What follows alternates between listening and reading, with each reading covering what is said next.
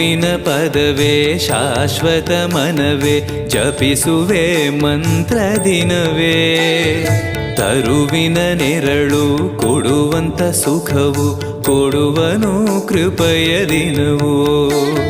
ಗುರುವಿನ ಪದವೇ ಶಾಶ್ವತ ಮನವೇ ಜಪಿಸುವೆ ಮಂತ್ರ ದಿನವೇ. ತರುವಿನ ನೆರಳು ಕೊಡುವಂತ ಸುಖವು ಕೊಡುವನು ಕೃಪೆಯ ದಿನವೋ. ಸ್ಥಿರ ಇರುವ ಮನ ಎನಗಿರಲಿ ಶರಣಾಗತಿ ಎಂದು ಬರಲಿ. ಭಗವಂತನ ಪ್ರಿಯ